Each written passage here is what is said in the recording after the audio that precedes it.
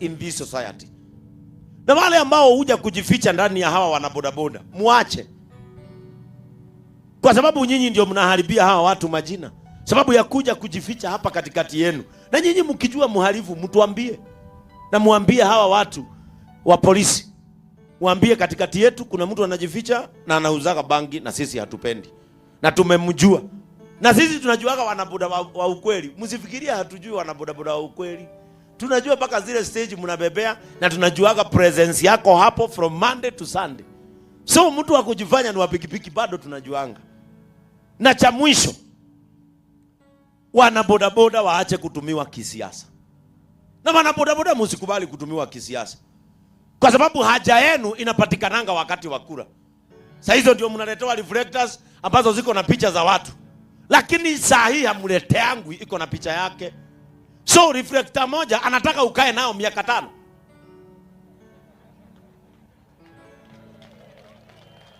Reflector moja ukae nao miaka 5. Hata nguo zetu zinaweza kaa miaka 5. Alafu miaka 5 ikiisha ndio unamuona hapa na kiroli. Wana bodaboda wana boda. Kama kuna wale wamesoma katikati yenu, wasimamisheni viti washindane na hawa.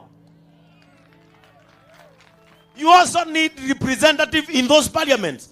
Kama hapa kuna mtu amesoma anaweza simama MP, asimame angengana na Keng'ara kwa sababu hakuna kiti ya mtu. Na mimi huwa nasema hivyo, simamisheni na tutawasupport na nitakupea roli. Mimi sisimami, lakini hatuwezi kubali mbunge wetu ndiye mtu wa kwanza kwenda kuweka sign deputy president wetu aende nyumbani. We cannot allow. Na Keng'ara aambiwe tulikuwa tumeenda vizuri, lakini hakuja kutuuliza sisi kama wanaroiro tunasema nini. Na mimi kesho nataka kuwaomba wale watu wote wako hapa, kesho nikitoka kazi tupatane Kiambu. Si tumeitwa public participation, na sio ni sauti yetu. Tuende kesho, hata mimi nitaenda niseme kanisa la Roiro sisi hatujasema vile mbunge wetu alisema. We are not in agreement with him. Haya mambo mengine yote ya basare na vile yeye hutupea chakula, hapo ni kidole. Lakini hapo kwa sahihi alitukosea. Sasa mmejua mahali direction iko. Mimi nimeongea kama askofu wa eneo la Ruiru ya kwamba hatukuulizwa, na kwa sababu sisi hatuendagi bunge, kama tungepewa hiyo karatasi hatunge sign. Lakini kwa sababu kesho kuna karatasi imetolewa, muende tukiwa sisi wote. Ongea roho yako, kama una support utaandika una support, lakini mimi nitaandika I do not support. Kwa sababu kanisa halihubiri chuki, kanisa linahubiri kupatanisha. Kama na mimi hakuna mahali nimeketi nikasikia president wa Kenya akisema ako na shida na naibu wake.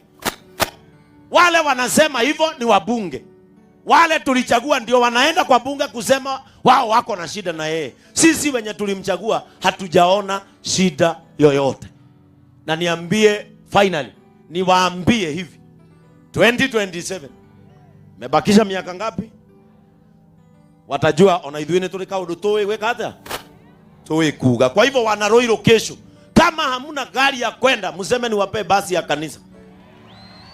Mupelekwe pale Roiro, twende hapa kwa hall, kila mtu awachilie sauti yake. Kwa sababu wao wanaongelea huko na sisi hatujaongea. Ama wewe umeulizwa? Wewe uko umesema kitu? Na tukimaliza maombi ya wanabodaboda, alafu tuombee hawa wajane. Kabla tuanze kupeana chakula, tutaombea naibu wa rais hapa. Lazima tuombee wale. Maandiko yanasema muombee wale wanafinyiliwa, muombee wale wanasukumwa.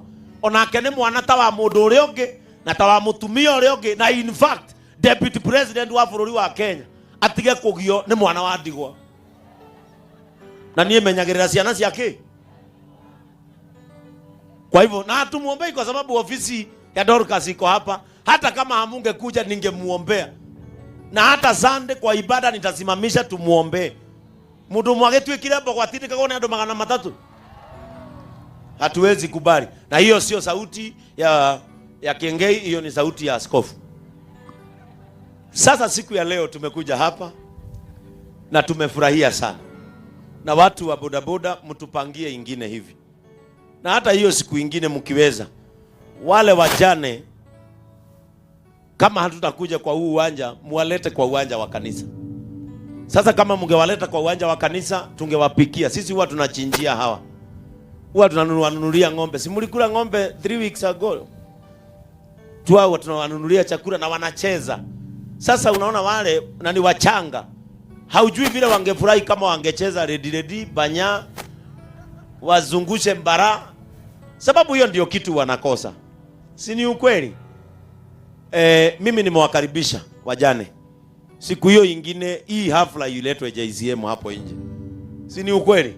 Ndio tungewapikie. Sasa tungewapikia chakula hapa, lakini sasa hapa hatuwezi pika kwa sababu ya health measures, lakini mtaenda nyumbani na chakula. Halafu nichukue fursa hii kushukuru Petans Driving School. Thomas, nilikuwa nimeona Thomas hapa, ametoka ako hapa.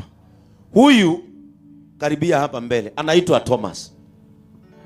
Yeye ni mkurugenzi hapa Petans Driving School.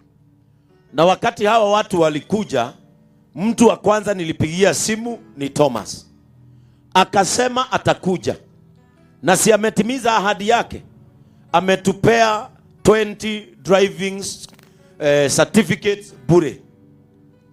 Kwa hivyo ninawaomba wanabodaboda wale hamna license, Mr. Kariuki achukue majina yenu, anipatie na mkono wake nipatie huyu, na mimi ndio nitapeleka hao, watachukuliwa. Mimi ndio nitawapeleka kwa ofisi, niseme driving license ambazo niliwaomba mmenipea, na nipelekee huyu.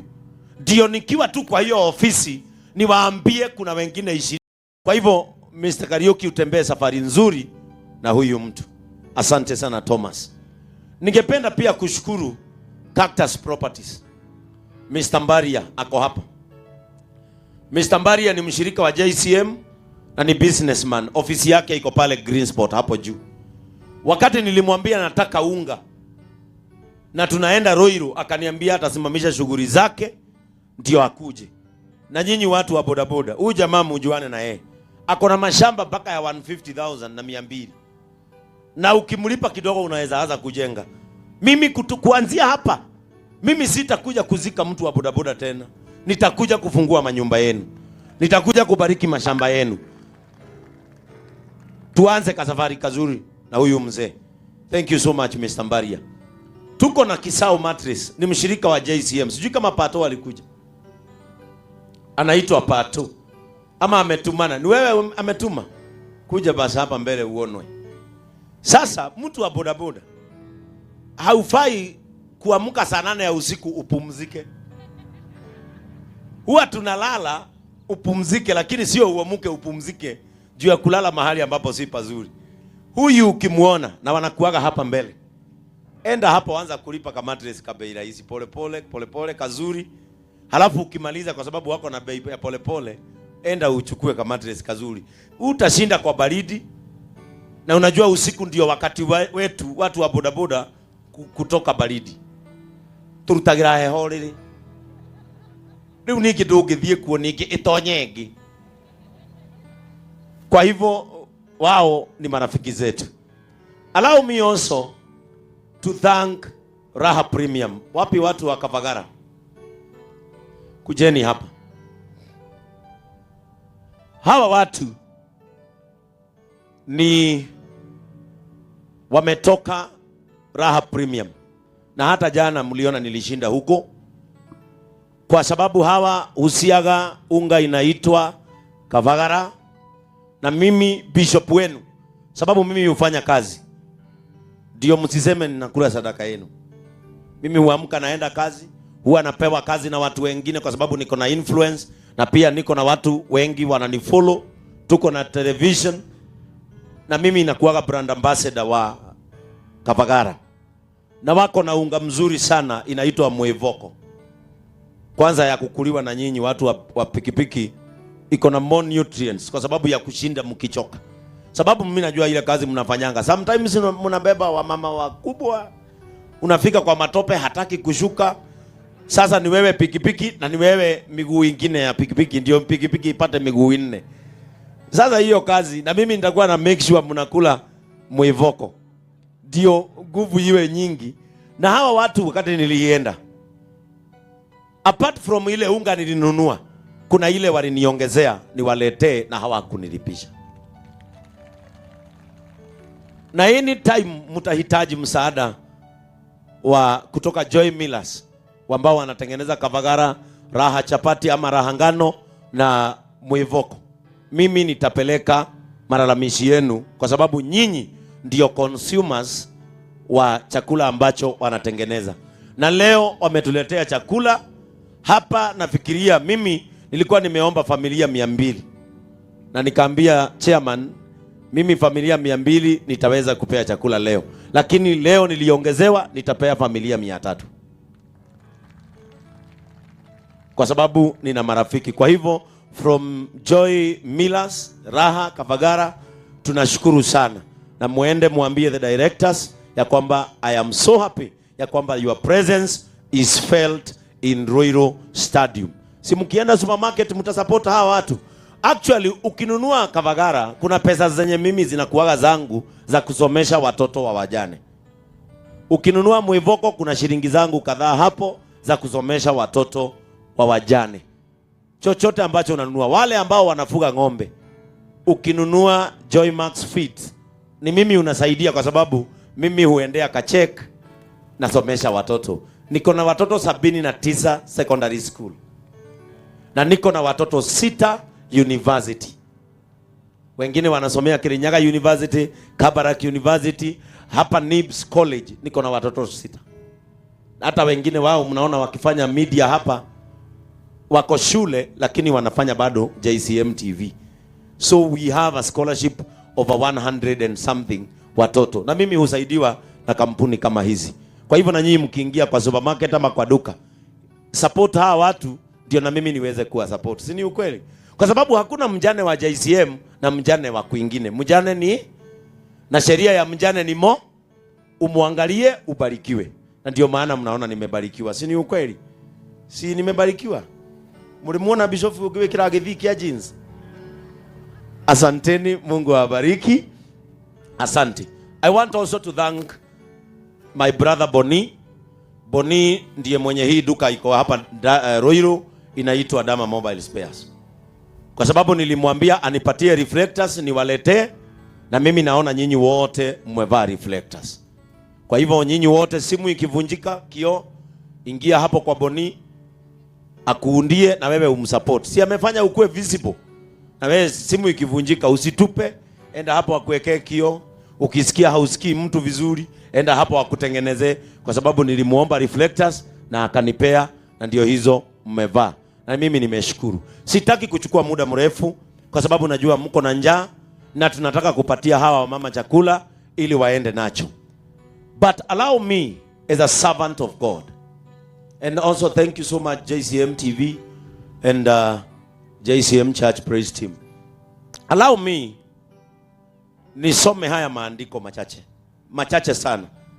Sitahubiri sana kwa sababu mnajua binguni ni wapi, mnajua nani anakaa huko, na mnajua okay.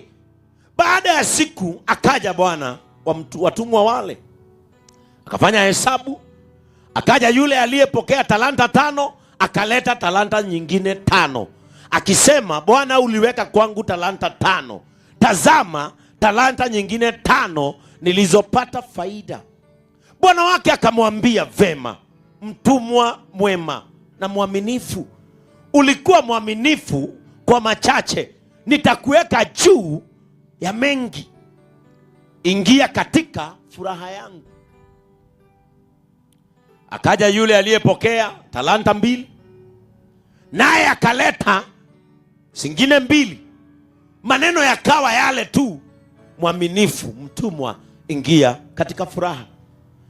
Akaja yule aliyepokea talanta 1 akasema, Bwana nalitambua ya kwamba wewe mtu mgumu, wavuna usipopanda, wakusanya usipotawanya.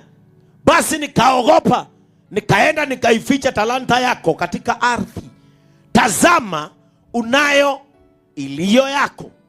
Bwana wake akamjibu akamwambia, wewe mtumwa mbaya na mlegevu, ulijua ya kuwa navuna nisipopanda na kusanya nisipotawanya. Basi ilikupasa kuiweka fedha yangu kwa watoao riba, nami nikija ningalipata iliyo na faida yangu.